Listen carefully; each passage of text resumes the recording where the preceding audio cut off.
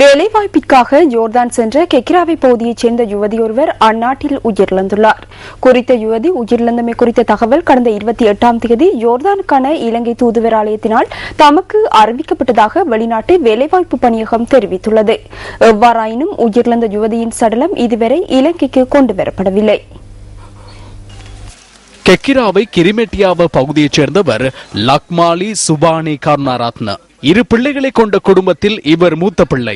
இந்த யுவதி தனது 19வது வயதில் வெளிநாடு சென்றுள்ளார். நுரையீரல் நோயினால் லக்மாலியின் தந்தை உயிரிழந்ததன் பின்னர் குடும்பத்தில் ஏற்பட்ட பொருளாதார நெருக்கடியினால் அவர் வேலைவாய்ப்பு தேடி வெளிநாடு சென்றிருந்தார். எனது மகளின் வயது குறைவாக இருந்தாலும் பொருளாதார பிரச்சனையினால் அவர் வெளிநாட்டிற்கு சென்றார்.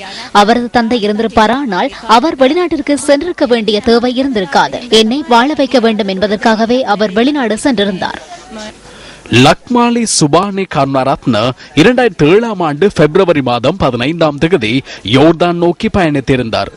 எனினும் வெளிநாடு சென்றதன் பின்னர் அவர் தொடர்பிலான எந்தவித தகவல்களையும் உறவினர்கள் அறிந்திருக்கவில்லை. மகள் கதைக்கவில்லை, அவருடைய குரலை கேட்கவே முடியவில்லை. வெளிநாட்டிற்கு சென்ற லக்மாலி தொடர்பான தகவல்கள் எதுவும் கிடைக்காத நிலையில் அவரை வெளிநாட்டிற்கு அனுப்பிய வெளிநாட்டு முகவர் நிறுவனத்தில் உறவினர்கள் முறைப்பாடு செய்துள்ளனர். எனினும் குறித்த நிறுவனம் அது குறித்து எந்தவித கவனமும் செலுத்தவில்லை என உறவினர்கள் தெரிவிக்கின்றனர். இந்த சம்பவம் தொடர்பான உண்மை நிலைமையை அறிந்து கொள்வதற்காக நியூஸ் ஃபர்ஸ்ட் இன்று முற்பகல் வெளிநாட்டு வேலைவாய்ப்பு பணியகத்திற்கு சென்றிருந்தது. பணியகத்தின் சமூக அபிவிருத்தி பிரிவின் உதவி பொது முகாமையாளர் மங்கள ரந்தனிய குறித்த வெளிநாட்டு முகவர் நிலையத்தின் அதிகாரி ஒருவருடன் தொலைபேசியூடாக தொடர்பினை ஏற்படுத்தி உரையாடினார். கெக்கிராவை பகுதியைச் சேர்ந்த லக்மாலி சுபானி உயிரிழந்தமை குறித்து தகவல் கிடைத்துள்ளது. அந்த யுவதி தொடர்பான எந்தவித தகவல்களும் இல்லை என உங்களிடம் முறையிடப்பட்டுள்ளது. தற்போது அவர் உயிரிழந்துள்ளதாக தகவல் வெளியாகியுள்ளது. அது தொடர்பில் ஏதேனும் தகவல் அறிவீர்களா? සම්බන්ධයෙන් කිසිම තොරතුරක් නැහැ කියලා කම්ප්ලේන් එකකුත් තියෙනවා. දැන් එයාගේ මරණය වාර්තා වෙලා තියෙනවා. මේ ගැන මොනවා හරි දන්නවද? இந்த சிறுமி உயிரிழந்துள்ளதாக தூதுவர் ஆலயத்தில் கூறினார்கள். முகவரினால் இவர் குறித்த ஆவணங்கள் சமர்ப்பிக்கப்படவில்லை. அவர் குறித்த தகவல்கள் வீட்டாருக்கு தெரிந்தமையினால் முறைப்பாட்டை கொண்டு சென்றிருக்க மாட்டார்.